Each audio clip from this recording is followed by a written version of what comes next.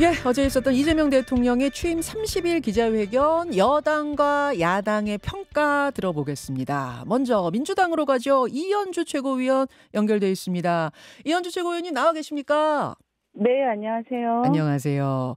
어제 이재명 대통령 취임 첫 기자회견을 다섯 네. 자로 좀 평가해 주신다면? 근데 너무 어려운, 글자 맞추기 제일 어려운데요. 예, 다섯 자로 하자면, 저는 이제 국가 정상화? 이렇게 표현하고 싶습니다. 국가 정상화. 이렇게 평가를 내려주신 이유는 뭘까요? 일단 가장 이제 이번에 변화가요. 12.3 내란 이후, 이제 그러니까 쿠데타가 일어난 이후에 국가가 굉장히 비정상으로 치닫고 있었거든요. 특히 경제라든가 그냥 국제사회에서의 한국의 신인도 문제, 예. 여러 가지 이제 민주주의 국가로서의 어떤 이미지 이런 것들이 굉장히 파괴되어 있었는데 예. 이제 비로소 최근 보면 코스피 3,100 달아나면서 외국인 투자자들이 돌아오시고 어쨌든 시작이고 기대이긴 합니다만 그래도 경제 심리도 다시 되살아나고 있다. 이런 것들이 느껴지고요. 그 다음에 민주주의 대한민국의 외교 우리 국제 무대로의 뭐라고 해야 되나요? 다시 복귀? 이런 의미도 있다. 그리고, 또, 지난번에 예전에 바이든 날리면 사태로, 예. 많은 분들이 기억하다시피 어떤 소통의 정상화, 이런 것도, 어제 이제 기자, 간담회 하면서 많이 보여주셨다. 이렇게 생각을 합니다. 아하, 그래서 이런저런 것들을 다 합쳐서 다섯 글자로 표현하자면 국가 정상화라는 말이 떠올랐다. 이런 말씀. 네네. 그리고 이제 대통령이라는 자리, 그리고 역할, 이런 것들에 대해서 국민들이 많이 이렇게 걱정하고 하셨을 텐데, 예. 이번에 이제 비로소 일하는 대통령의 예. 모습 볼 수 있었다. 이렇게 말씀드립니다. 여러 가지 장면들 저희가 앞서서 쭉 브리핑을 해드렸거든요. 네네. 이현주 최고위원 보시기에는 요 장면이 특별히 좀 기억에 난다. 인상 깊었던 장면이 있을까요? 이제 보면, 기자분들하고 굉장히 가까운 거리에 둘러앉아서, 아까 바이든 날리면 얘기도 있었지만, 그때 보면, 네. 특정 기자 같은 경우 쫓아낸, 뭐라고 해야 되나요? 그렇게 예. 배제하기도 하고, 예. 네, 그렇게 하지 않았습니까? 그래서, 기자분들하고 이렇게 둘러앉아서, 말씀 나누는 장면, 그리고 특히 저는 지방 언론들에 대해서 예. 원격으로 참여해서 개방형 기자간담회로 하는 그 장면은 상당히 인상적이었습니다. 줌으로 화면을 띄워놓고 실제로 한 기자가 풀뿌리 언론사 기자가 질문도 하고 뭐 그랬었죠. 네네네. 예, 그 장면 인상적. 그러니까 기자들과의 수평적인 질의응답의 장면, 요것이 기억에 남는다 그 말씀. 네, 이렇게 정해놓고 예. 질의응답을 하기보다는 이제 추첨으로 또 맞아요. 이렇게 질의응답 순서나 이런 것들 이렇게 그러니까 말하자면 공정한 어떤 기회를 보장하려는 그런 의도 같은 게 좀 엿보였다 이렇게 평가를 합니다. 지금 말씀하시면서 계속 바이든 날리면 요 이야기가 떠오른다. 말씀하셨는데, 네. 직전 대통령의 기자회견과 계속 좀 이렇게 오버랩이 되시던가요? 아무래도 그렇죠. 왜냐하면 정권 초기에 지난 윤석열 대통령이 정권 초기에 보면 계속 언론하고의 여러 가지 문제들이 많이 있었거든요. 네. 그래서 그때 처음에는 이렇게 도어 스태핑 한다고 막 했는데 좀 가다가 못하겠다. 그래서 또 그렇죠. 안 하고요. 네. 그다음에 바이든 날리면은 정말 어떤 클라이막스였죠. 사실은 누가 들어도, 또 누구든지 알 수 있는 그런 거였는데 또 설사 그거에 대해서 다른 얘기를 하고 싶다고 하더라도 네. 그걸 가지고 끝까지, 이런 어떤 논쟁을 벌이고, 자기하고 생각이 다른 사람들에 대해서 이걸 막 우격다짐으로 확인하고 하는 그런 장면들이 굉장히 불편하고 국민들 입장에서는 예. 사실은 대통령이 이제 취임한 지 얼마 안 된 상황에서 굉장히 국민들한테 좀 자괴감 같은 게 느껴지게 하는 그런 장면이었습니다. 다만 이제 야당의 반응을 보면 어제 송원석 비대위원장은 국민의힘 비대위원장은 역대 가장 빠른 기자회견이라고 하는데 사실은 역대 가장 빠른 자화자찬이다. 어제 너무 자화자찬한 거 아니냐. 뭐 대답을 너무 대통령 혼자 길게 하신 거 아니냐. 이런 혹평도 나왔거든요. 어떻게 보세요?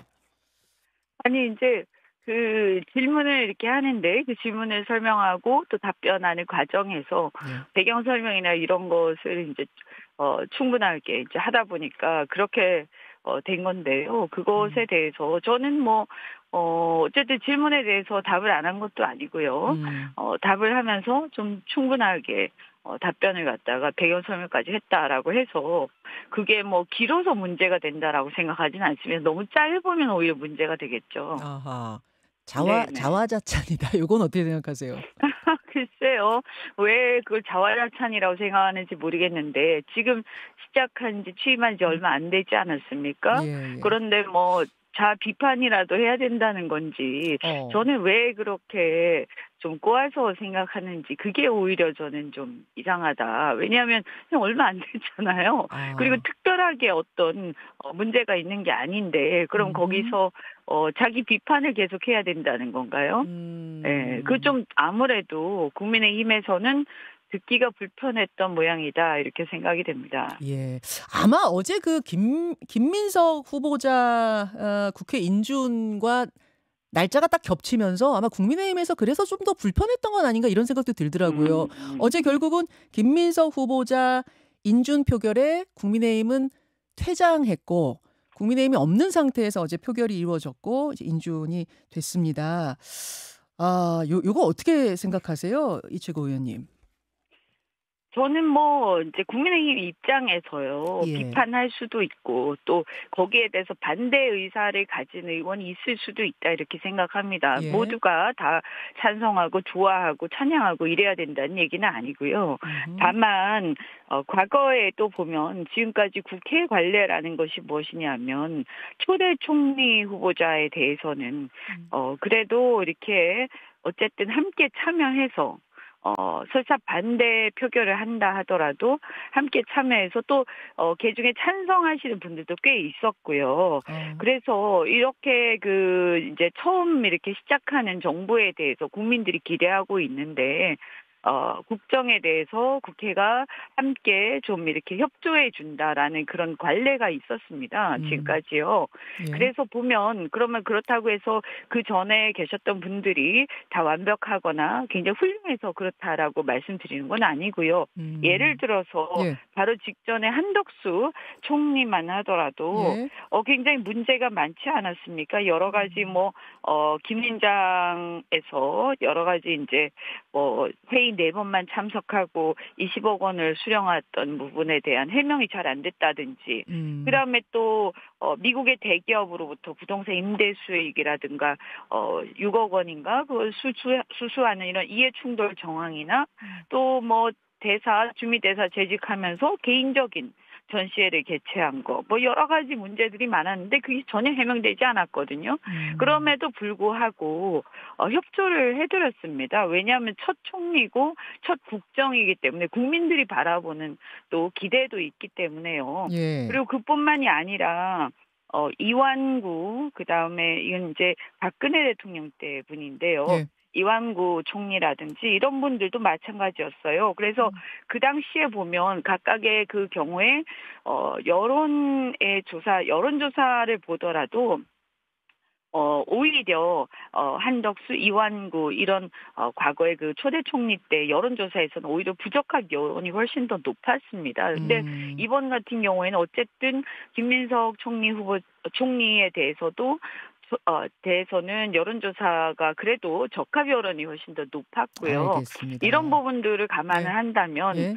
비판하고 또 반대 또는 기권 혹은 찬성 자기가 자유롭게 의사를 갖다 표시를 한다 하더라도 예. 저는 당당하게 표결에 참여해서 함께 그래도 적어도 최소한의 음. 절차를 함께하는 모습을 보이는 것이 어떤 그 최소한의 예의가 아니었는가 이런 생각을 해왔습니다. 예. 그래서 예. 이게 이제 아예 예. 참여도 하지 않고 예.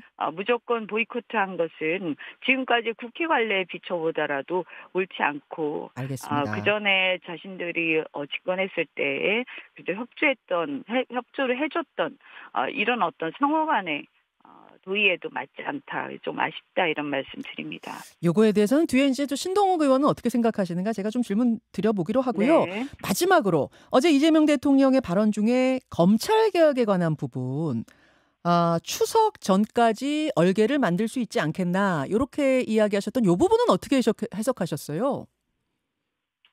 이제 지금 한창 이제 뭐 법사위뿐만이 아니라 의원님들 각각 또 예. 법안 내시고 그다음에 또 법무부 장관 이제 물론 인청이 남아 있습니다만 한창 또 국민들도 검찰 개혁에 대해서 굉장히 관심이 많지 않습니까? 예. 그러면 이런 지금이 7월 초니까요.